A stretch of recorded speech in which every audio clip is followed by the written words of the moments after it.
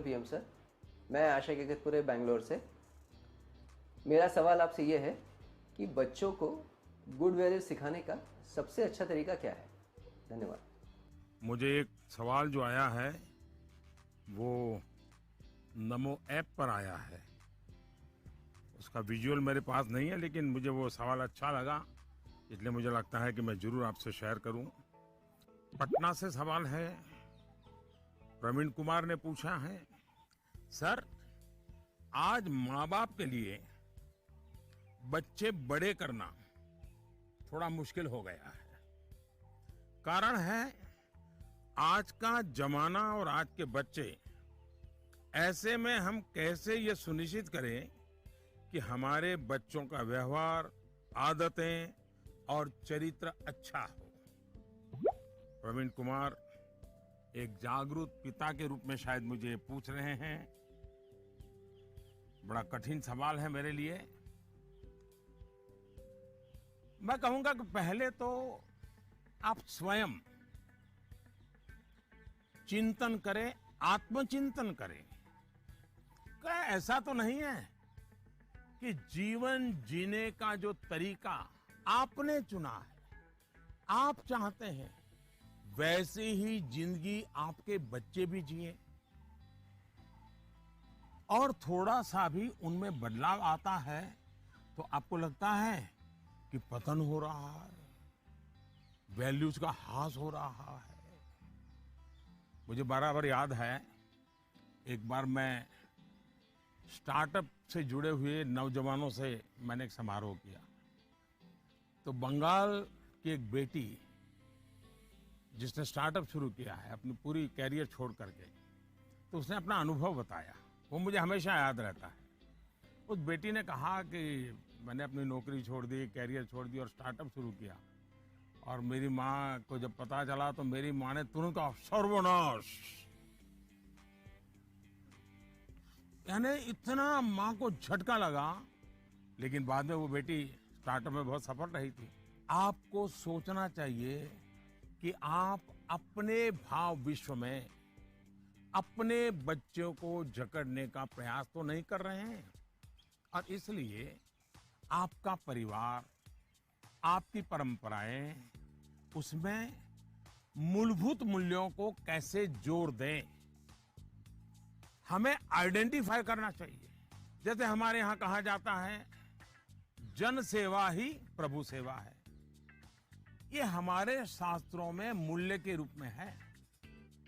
लेकिन आपके घर में पूजा पाठ तो बहुत होती है, दुनिया को दिखता है कि आप बहुत धार्मिक हैं, रिचुअल से भरा जीवन है, लेकिन आप जनसेवा में कहीं नजर नहीं आते हैं।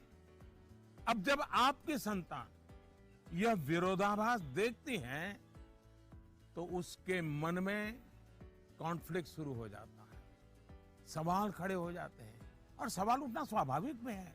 उसी प्रकार से भी हमारे मूल्य हैं कि जीव मात्र से परमात्मा का वास है।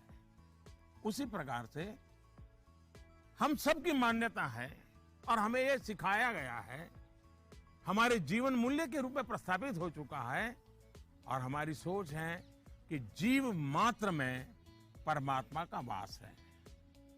लेकिन आपके घर में जो काम करने आते हैं, झाड़ू पोछा लगाने आते हैं, लिफ्ट चलाने वाला होता है, आपको स्कूल में छोड़ने वाला ऑटो रिक्शा ड्राइवर है, क्या कभी आपने उनसे उनके सुख दुख की चिंता और चर्चा की है? क्या कभी आपने पूछा, वे आपके परिवार में तो किसी को कोरोना नहीं हुआ है ना, आपके परिवार के तो सब सुखी है ना, आप जिस गांव से आए हो उस गांव में तो सब ठीक है ना? क्या आपने कभी पूछा है? अगर आप ऐसा करते तो आपको अपने बच्चे को मूल्य नहीं सिखाने पड़ते। मैं आप पर सवाल नहीं खड़े कर रहा, एक सामान्य व्यवहार की बात कर रहा हूं। कुछ लोग वाकई ऐसा नहीं करते। बच्चे का बर्थडे होता है, बहुत सारी तैयारियां होती हैं।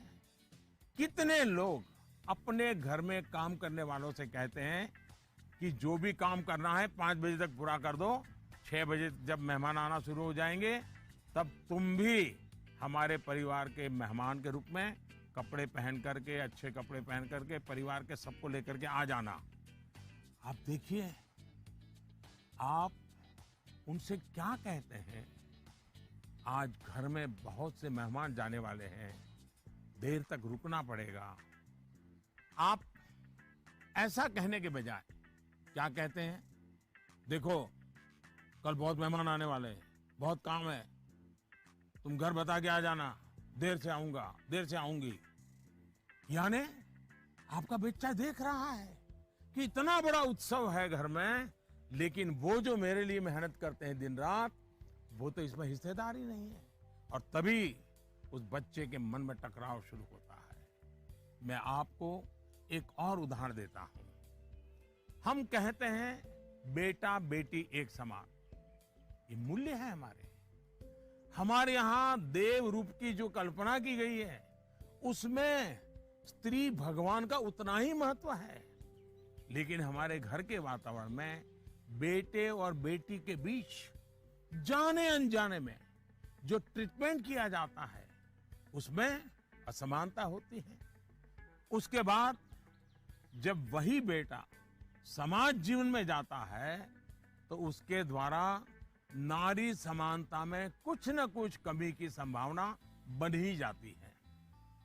ये सही है कि परिवार के संस्कार अच्छे होते हैं तो बुराइयां हावी नहीं होती हैं, लेकिन 19-20 का ही फर्क होता है। बेटा बेटे के व्यवहार में कुछ न कुछ कमी रह जाती है। इसलिए हमने जो अपना भाव विश्व बनाया हुआ है, वो जब व्यवहार की कसौटी पर खरा नहीं उतरता है, तब बच्चों के मन में अंतर्द्वंद शुरू हो जाता है। इसलिए मूल्यों को कभी भी थोपने का प्रयास न करें, मूल्यों को जीकर प्रेरित करने का प्रयास करें। आखिरकार बच्चे बड़े स्मार्ट होते हैं, जो आप कहेंगे उसे वो करेंगे या नहीं करेंगे, ये कहना मुश्किल है। लेकिन इस बात की पूरी संभावना होती है कि जो आप कर रहे हैं, वो उसे बहुत बारीकी से देखता है और दोहराने के लिए लालायित हो जाता है। और जब आप इन मूल्यों के साथ हमारे इतिहास, हमारे पुराण, हमारे पुरखों की छोटी छोटी बातों को सहजता से जोड़ेंगे, तो बच्चे भी प्रेरित होंगे। आचार व्यवहार में उतरना आसान हो जाएगा।